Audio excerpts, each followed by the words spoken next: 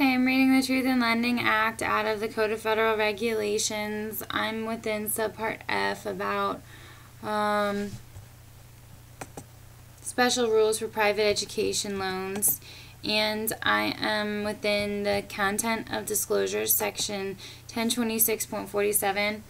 The application or solicitation disclosures is letter A. A creditor shall provide the disclosures required under paragraph A of this section on or with a solicitation or an application for a private education loan. Number 1, interest rates. Roman numeral 1, the interest rate or range of interest rates applicable to the loan and actually offered by the creditor at the time of application or solicitation.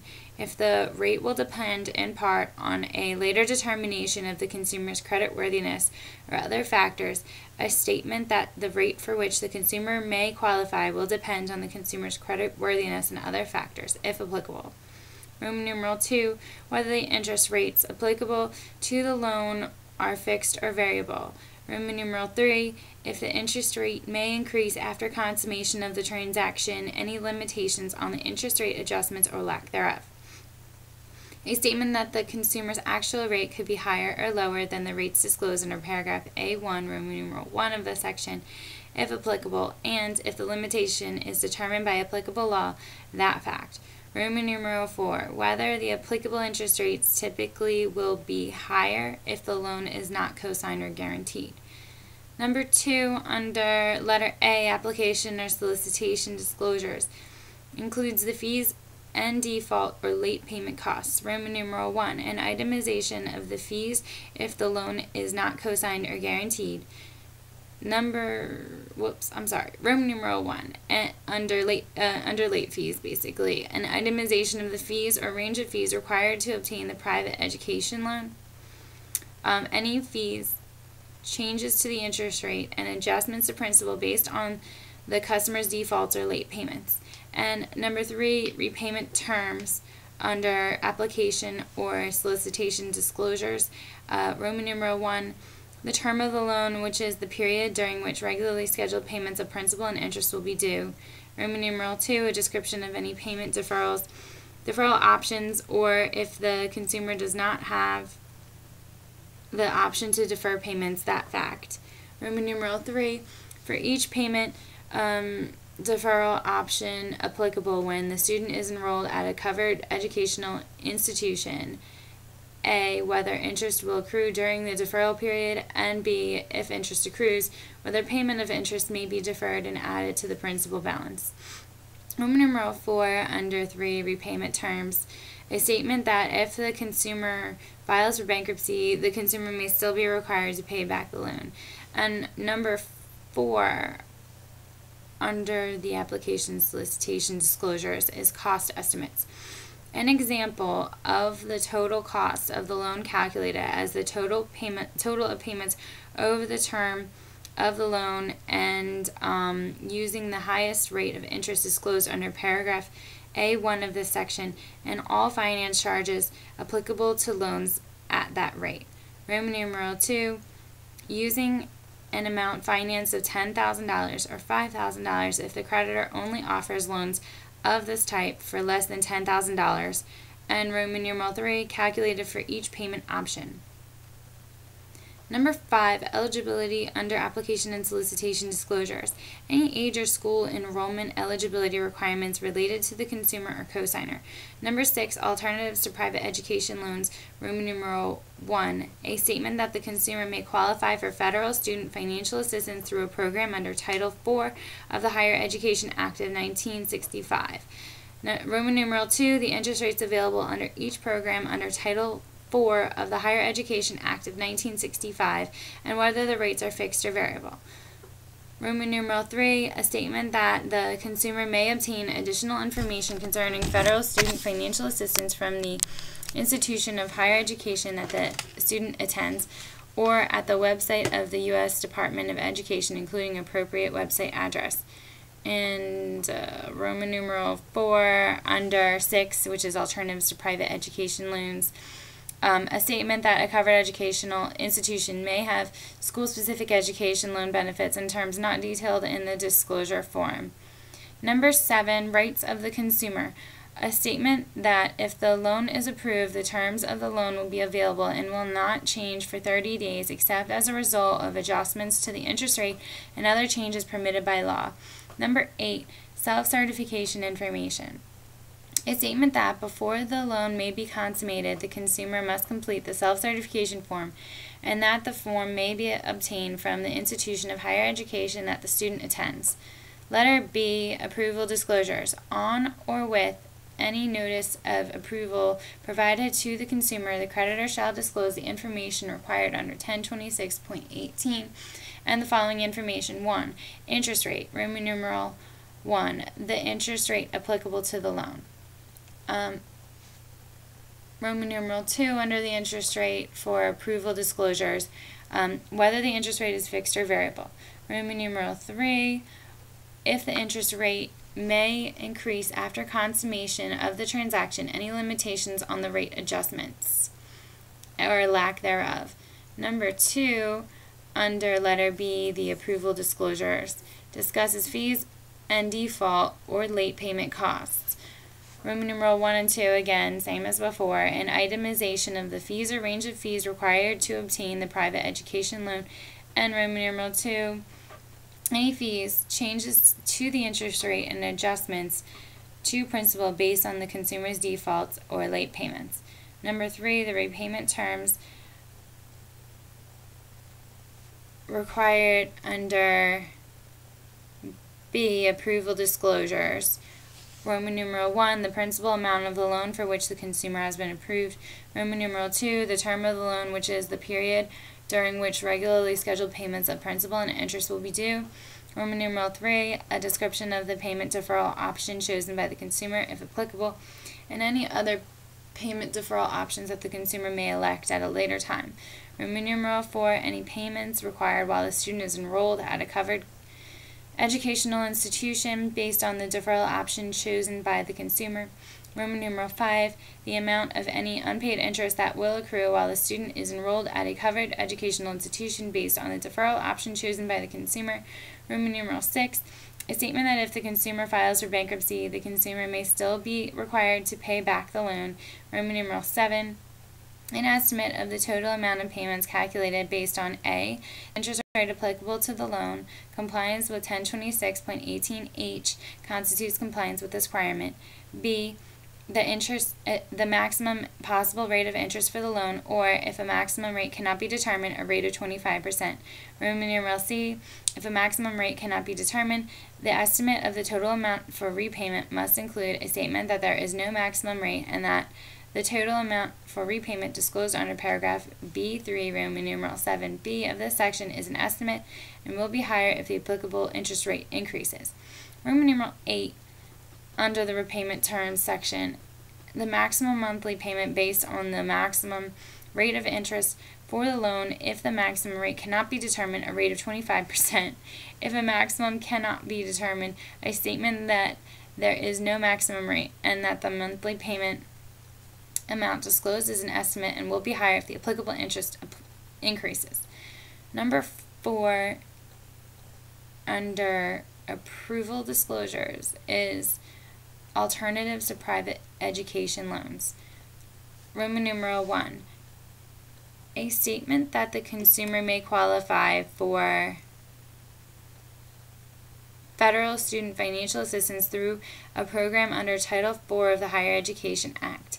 Roman numeral 2, the interest rates available under each program under Title IV of the Higher Education Act of 1965, and whether the rates are fixed or variable.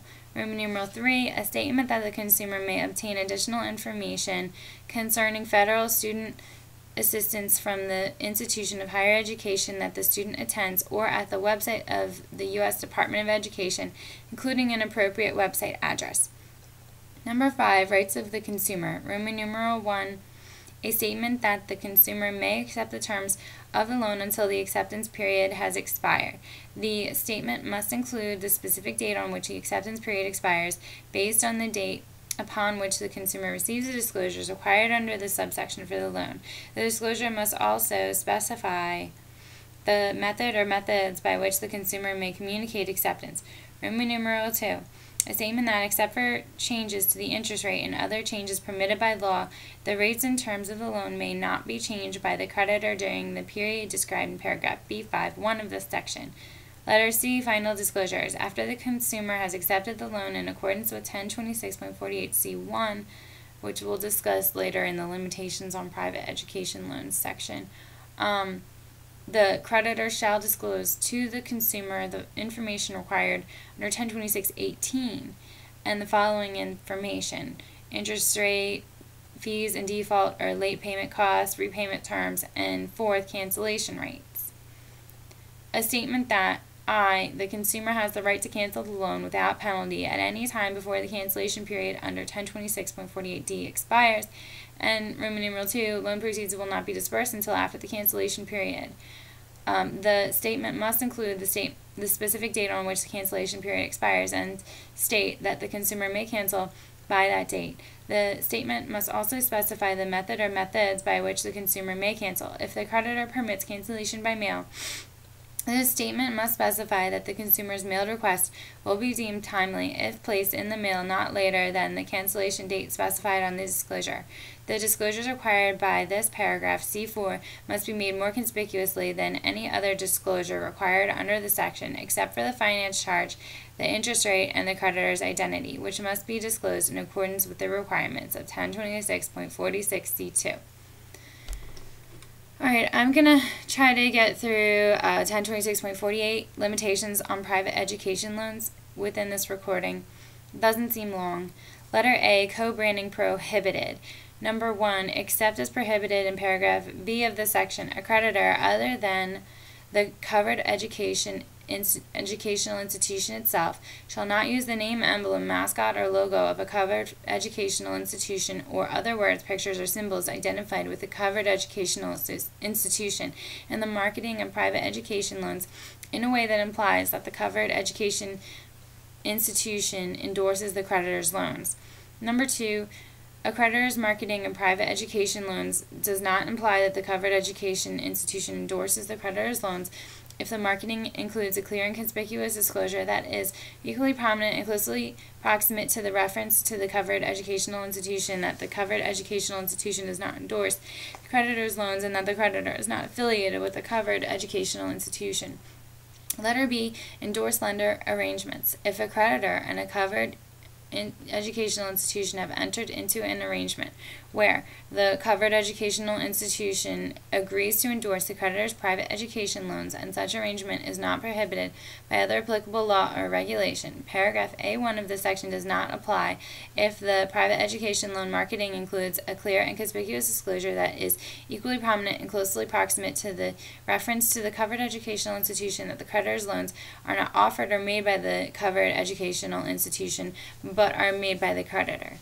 Letter C, consumer's right to accept.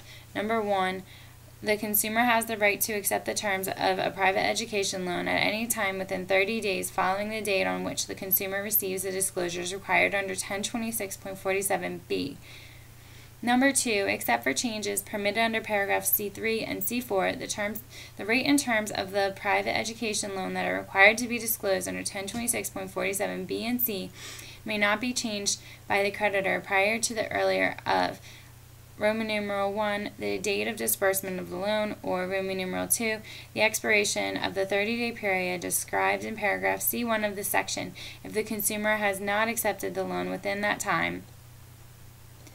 Number 3, under consumer's right to accept, exceptions not requiring redisclosure. Roman numeral 1, notwithstanding paragraph C2 of the section, nothing in this section prevents the creditor from A, withdrawing an offer before consummation of the transaction if the extension of credit would be prohibited by law or if the creditor has reason to believe that the consumer has committed fraud in connection with the loan application.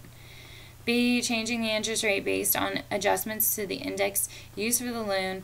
C, changing the interest rate and terms if the change will unequivocally benefit the customer. Or D, reducing the loan amount based upon a certification or other information received from the covered educational institution or from the consumer indicating that the student's cost of attendance has decreased or the consumer's other financial aid has increased. A creditor may make corresponding changes to the rate and other terms only to the extent that the consumer would have received the terms if the consumer had applied for the reduced loan amount.